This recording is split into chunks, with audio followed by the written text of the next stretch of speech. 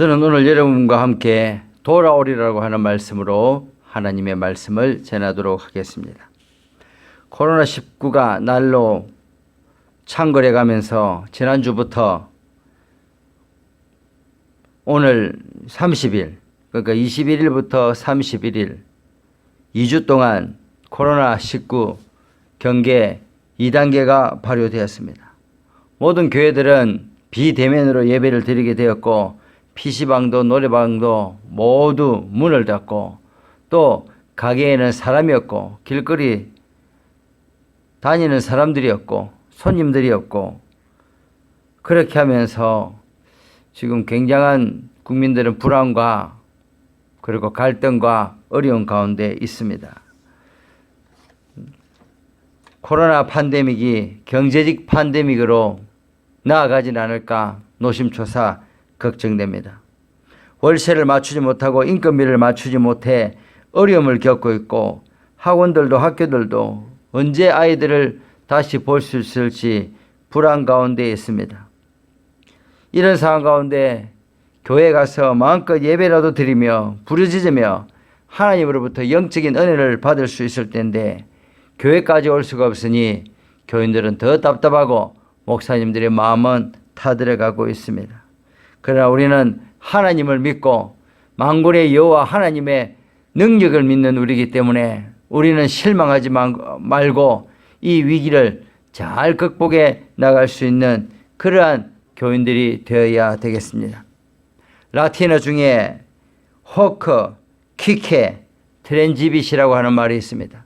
이 말은 무슨 말이냐? 이 또한 지나가리라, 그런 뜻입니다.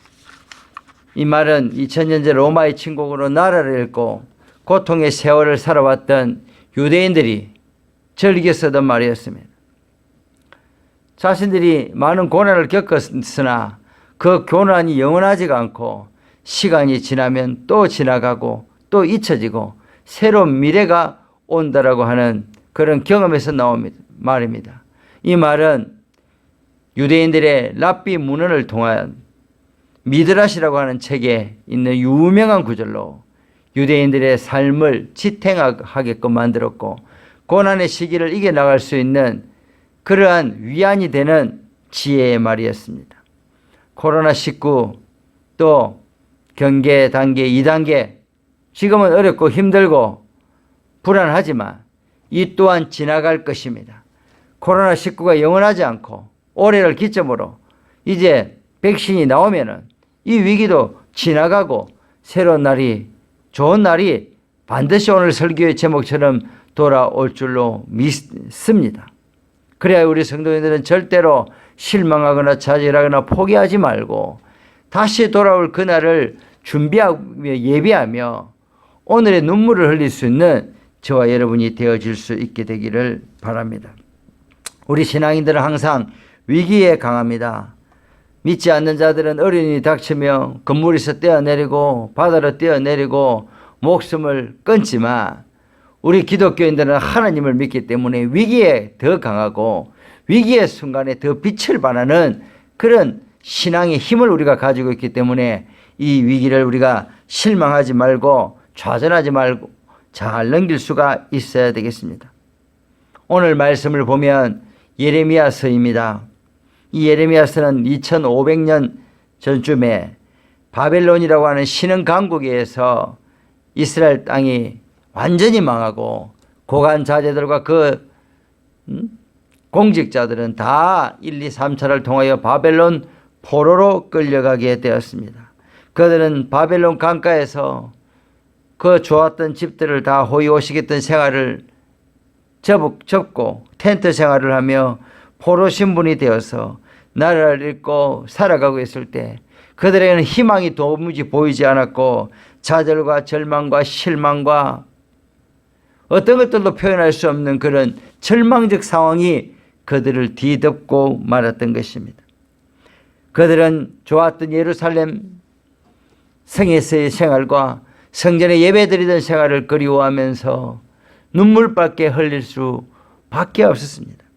시편 137편이 그 유명한 바벨론 포로시인데 137편 1절에 이렇게 되어 있습니다. 우리가 바벨론의 열의 강변 거기 앉아 시온을 기억하며 울었도다. 그 중에 버드나무에 우리가 우리의 수금을 걸었나니 이는 우리를 사로잡은 자가 거기서 우리에게 노래를 청하며 우리를 황폐하게 한 자가 기쁨을 청하고 자기를 위하여 시온의 노래 중 하나를 노래함이라 하미로다. 우리가 이 땅에서 어찌 여호와의 노래를 부를까? 하루하루 절망적 상황 가운데서 죽지 못해 살아가고 있는 포로들에게 하나님은 예레미야를 통하여 희망의 메시지를 전해주게 됩니다. 예레미야 29장 1절부터 10절에 보면 이렇게 되어 있습니다. 선지자 예레미야가 예루살렘에 이 같은 편지를 느부갓네살이 예루살렘에서 바벨론을 끌고 간 포로 중에 남아있는 장로들과 제사장들과 선지자들과 모든 백성에게 보냈고, 그때는 여고니아 왕과 왕후와 궁중 내시들과 유다와 예루살렘의 고관들과 기능공과 토공들이 예루살렘에서 떠난 후라 유다의 왕 시드기야가 바벨론으로 보내어 바벨론의 왕 느부갓네살에게로 가게 한 사반의 아들 엘아사와 힐기야의 아들 거마랴 편으로 말하되, 만군의 여호와 이스라엘 하나님께서 예루살렘에서 바벨론으로 사로잡혀 가게 한 모든 포로에게 이와 같이 말씀하시니라. 너희는 집을 짓고 거기에 살며 텃밭을 만들고 그 열매를 먹으라. 아내를 맞이하여 자녀를 낳으며 너희 아들이 아내를 맞이하며 너희 딸이 남편을 맞아 그들로 자녀를 낳게 하여 너희가 거기에서 번성하고 줄을 들지 아니하라. 너희는 내가 사로잡혀 가게 한 그 성읍의 평안을 구하고 그를 위하여 여호와께 기도하라. 이는 그 성읍이 평안함으로 너희도 평안할 것임이니라. 만군의 여호와 이스라엘 하나님께서 이와 같이 말하노라. 너희 중에 있는 선지자들에게와 점쟁이에게 미혹되지 말며 너희가 꾼 꿈도 고지 듣고 믿지 말라. 내가 그들을 보내지 아니하였어도 그들이 내 이름으로 거짓을 예언함이라. 여호와의 말씀이니라. 여호와께서 이와 같이 말씀하시니라. 바벨론에서 70년이 차면 내가 너희를 돌보고 나의 선한 말을 너희에게 성취하여 너희를 이곳으로 돌아오게 하리라. 무슨 말입니까? 바벨론 강가에서 앉아있으며 이제는 끝났다. 이제는 우리가 고향으로 돌아가기 틀렸다. 우리 인생, 우리 후 세대들은 이제 도저히 희망이 없다. 이제 우리는 포로이기 때문에 언제 죽을지 모른다라고 하는 그런 절망적인 이야기만 늘어놓는 사람들이 있었습니다. 그러나 하나님은 예레미야를 통하여서 그런 거짓 말은 거짓 예언에 거짓 이야기에 속지 말라 그렇게 말씀하고 있습니다. 너희가 절망을 이야기하는 그 이야기를 듣지 말라라고 하는 것입니다. 29장 10절에 여호와께서 이와 같이 말씀하시니라. 바벨론에서 70년이 차면 내가 너희를 돌보고 나의 선한 말을 너희에게 성취하여 너희를 이곳으로 돌아오게 하리라. 돌아오게 할 것이라고 말씀하고 있습니다. 그래서 포도원을 일구라고 하는 것입니다. 결혼을 하여 자녀들을 낳으라고 하는 것입니다. 그 땅을 위하여 기도하여 그 성읍이 평안해야 너희들도 평안하게 살 수 있기 때문에 바벨론 땅을 위하여 기도하라고 말씀하고 있는 것입니다. 한마디로 이 말로도 치우치지 말고 저 말로도 치우치지 말고 오직 시온왕의 길, 여호와의 길, 믿음의 길을 굳건하게 가면 하나님께서 너희를 때가 되면 다시 이 땅으로 돌아오게 할 것이니 절대 실망하지 말고 절대 낭망하지 말고 자랑으로 치우치지 말고 너희들의 꿈도 사람들의 예언도 믿지 말고 오직 하나님의 이 약속만을 믿고 너희들은 전진해 가라 라고 하는 말씀을 해 주셨던 것입니다. 요즘 코로나 시대를 보십시오. 거리에 사람이 있습니다. 길거리에 손님들이 없습니다. 지하철에서 마스크 안 쓰고 서로 싸움이 나고 투정하는, 서로가 서로를 두려워하고 감시하는 그런 시대 가운데 살아가고 있습니다. 그리고 2차 경제적 코로나가 온다고 여기저기에서 언론들에서 경제 뉴스들에서 재앙을 준비하라고 말하고 있습니다. 저는 저와 여러분들에게 과감히 말씀드리고 싶습니다. 그런 헛된 소식들의 소리들에 귀를 기울이지 말고 오직 여호와의 말씀에 귀를 기울여서 자로로 치우치지 말고 앞으로 전진할 수 있는 저와 여러분이 되시기를 바랍니다. 우리는 기도하면 됩니다. 기도해서 하나님의 음성을 듣고 나아가면 우리는 승리할 수 있습니다. 우리는 이길 수가 있습니다. 우리는 앞으로 나아갈 수가 있게 되는 것입니다. 이스라엘의 유명한 랍비가 지혜가 무엇인지에 대해서 질문받았을 때 이렇게 말했다고 하는 것입니다. 지혜는 남들이 보지 못하는 것을 보는 것이고 남들이 생각하지 못하는 것을 생각하는 것이 지혜다. 이를 현실에 적용해 본다면 코로나19의 시대는 사람들이 다 절망하고 낙심하고 있을 때입니다. 그러나 이 코로나19에 가려진 그늘에 가려서 우리가 좌절하고 낙심할 것이 아니라 구름이 있으면 그 저 안에 있는 찬란한 태양을 바라보고 구름이 그친 뒤에 올 밝은 날을 바라보면서 우리가 준비할 수 있는 그런 사람이 지혜자요. 그런 자가 바로 신앙인이고 교인이라고 우리가 감히 말씀드릴 수가 있는 것입니다. 위기란 단어는 위태할 위와 기의 기자가 합쳐서 된 단어라고 합니다. 그래서 위기는 곧 기회라고 하는 말이 생겨난 것입니다. 코로나19가 우리에게 분명한 위기입니다. 그러나 위기를 기회로 바꾸는 것이 신앙인이요 지혜자가 할 일이라고 하는 것입니다. 우리가 코로나19가 안 좋은 것만 너무 많이 듣고 있는데 좋은 것도 많이 있는 것입니다. 비대면으로 또 여러 가지 기술들이 한 20년 앞서고 있는 것입니다. 은행 업무도 이제 비대면으로, 택배도 비대면으로, 은행 업무들도 다 비대면으로, 쇼핑도 비대면으로, 그런 시대가 되었습니다. 놀라운 것은 의학의 발전입니다. 요즘 미국의 모더나라고 하는 회사에서 이제 그 백신을 개발했는데 3차 실험에 들어갔습니다. 이 백신은 어떤 백신이냐? 기존의 그런 약물들은 DNA 방식이었다고 하는 겁니다. 그런데 이것은 mRNA 방식인데 한마디로 세포 속에 바로 이 약성분이 들어가서 정맥 주사처럼 바로 그냥 작용을 하는 그런 아주 효과가 빠른 혁명적인 방법이라고 하는 것입니다. 효과가 좋은 만큼 부작용도 그동안은 많았기 때문에 제약회사들은 그것을 잘 실험하지 않았던 것입니다. 그러나 이번에 트럼프가 국가의 사활을 걸고 모든 규제를 없애고 전폭적인 지지를 통하여서 이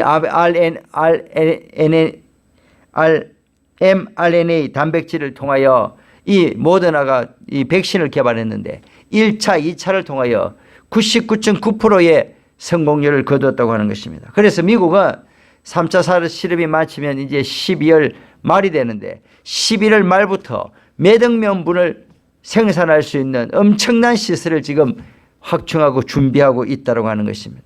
그리고 트럼프 정부도 이번에 만약에 백신을 성공하지 못하면 재선이 어렵기 때문에 모든 생명을, 정치 생명을 이 백신 개발에 걸고 사성 장군을 모든 보안이라든지 백신의 비밀을 누출되지 않도록 그렇게 보안을 철저하게 하면서 이것을 실험하고 있다고 하는 것이기 때문에 올 연말이 되면은 이러한 백신들을 우리가 맞을 수도 있고 그 효과를 아주 언론에서 떠드는 것을 우리가 볼 수 있게 되어질 것입니다.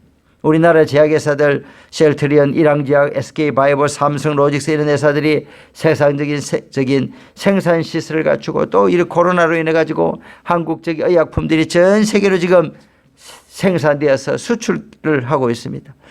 교육도 온라인 학습, 컴퓨터 학습을 통해 교육 콘텐츠들이 좋은 것들이 개발되어서 집에서도 앉아서 좋은 강의를 들을 수 있는 그런 시대가 열렸습니다. 저도 이렇게 좋은 강의들을 유튜브를 통해서 많이 듣고 있는데 유튜브를 통해서 좋은 강의들을 통해서 우리가 굳이 대학을 가지 않아도 좋은 강의실을 찾아가지 않아도 재교육을 받을 수 있는 그런 길들이 열어지고 있는 것입니다. 그래서 우리가 불평하지 말고 불안해하지도 말고 믿음을 가지고 이 시기를 잘 이제 9월, 10월, 11월, 12월 이 시기를 우리가 잘 넘긴다면은 축복의 태양이 반드시 떠오를 줄로 믿기 때문에 이 불안한 시기를 우리가 잘 넘겨야 될 줄로 믿습니다. 어떤 인터넷에 보니까 코로나가 유익한 거라고 하는 인터넷 글에 보니까 코로나가 뭐가 유익하냐? 첫 번째, 적군인지 아군인지를 알 수 있게 해준다. 이렇게 되어 있습니다. 친구인지 아군인지 적인지 알 수 있는 방법이 이렇다고 하는 겁니다. 친구에게 전화 걸어 나 코로나 걸렸는지 몰라. 연락. 나 격리되어 있는데 어떡하지? 이 얘기를 했을 때 마스크를 쓰고 생필품과 먹거리를 사오는 친구는 즉 아군이고 좋은 친구요. 연락을 두절해버리는 친구는 나쁜 친구이기 때문에 좋은 친구인지 나쁜 친구인지를 구분할 수 있다라고 말하고 있습니다. 두 번째, 예배를 사모하고 있는지 아닌지를 알게 되었다고 하는 것입니다.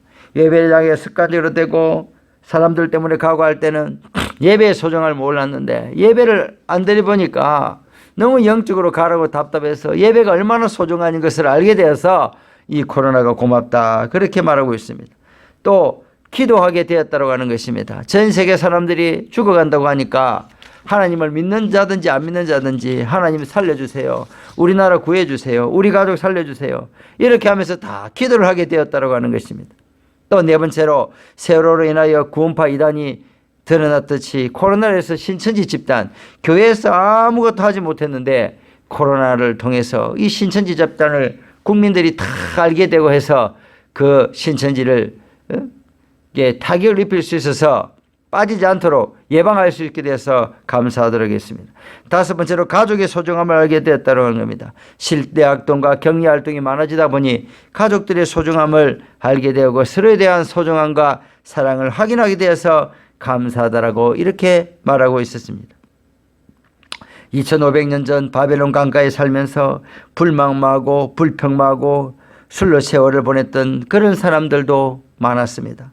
그러나 하나님은 예레미야를 통하여 그 말씀을 전해주고 그 바벨론 강가에서도 척박한 환경 가운데서도 집을 짓고 포도원을 일구고 우물물을 파고 아내를 맞이하여 자녀를 낳고 성을 위하여 기도한 미래를 준비하던 그런 세대들이 있었다고 하는 것입니다. 절망을 말했던 세대는 아무것도 준비하지 않았기 때문에 좋은 시대를 맞이할 수 없었습니다. 그러나 희망을 가지고 내일을 준비했던 세대는 70년 후에 바벨론을 무너뜨린 페르시아의 고레스 대왕을 통하여 모든 식민지 국가들은 자기의 나라를 돌아가서 자기의 신을 섬기고 농토를 일구고 그렇게 자유롭게 살아라고 하는 여호와 하나님의 도우신 가운데 고레스의 칙령을 통하여 그들은 돌아왔고 포도를 일구고 예루살렘 성전을 다시 수축하며 그렇게 새로운 사명을 부여받은 세대가 될 수 있었던 것은 절망하던 세대가 아니라 희망을 가지고 내일을 준비하던 그 세대의 자녀들이 바로 새로운 건국의 주역이요 사명자들이 되어질 수가 있었다고 하는 것입니다. 우리가 결론을 맺습니다.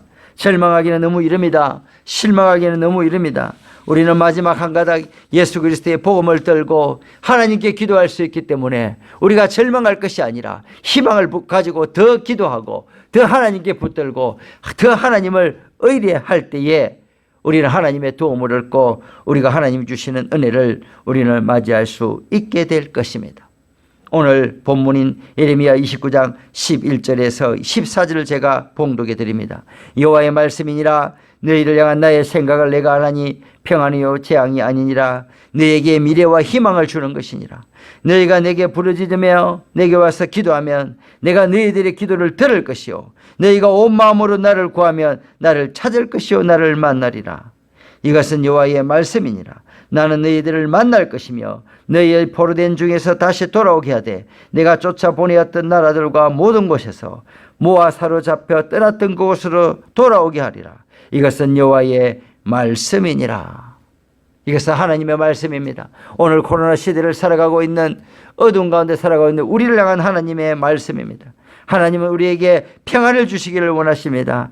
재앙을 주시는 것이 아닙니다. 미래의 희망과 용기를 주시기를 원하시는 것입니다. 우리가 기도하고 부르짖으면 하나님은 그 기도를 들으시고 우리를 다시 옛적으로 돌려보내 주실 것이요 하나님께 마음껏 예배하고 마음껏 산업활동을 하며 마음껏 자녀들을 낳고 기르며 마음껏 우리가 웃을 수 있는 그러한 나라로 되돌아오게 하실 줄로 믿고 기도하고 소망을 품는 저와 여러분이 되어질 수 있게 되기를 간절히 축복합니다.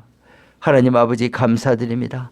반드시 돌아오게 하리라 약속하신 하나님 아버지, 우리가 기도하며 우리가 하나님의 아뢰며 우리가 회개하며 하나님께서 우리의 기도를 들으시고 반드시 아버지의 본국으로 돌아오게 할 것이고 포로된 땅에서 자유케 해주실 것을 말씀하신 하나님 아버지, 우리가 코로나19의 시대를 살고 있지만 절망할 것이 아니라 희망을 가지고 아버지, 우리가 낙심이 몰려올 때 기도하며 하나님 주신 힘으로 내일을 꿈꾸고 내일을 준비할 수 있는 그러한 거룩한 지혜자들이여 거룩한 성도들이 될 수 있도록 도와주시옵소서. 예수님의 이름으로 기도드립니다. 아멘.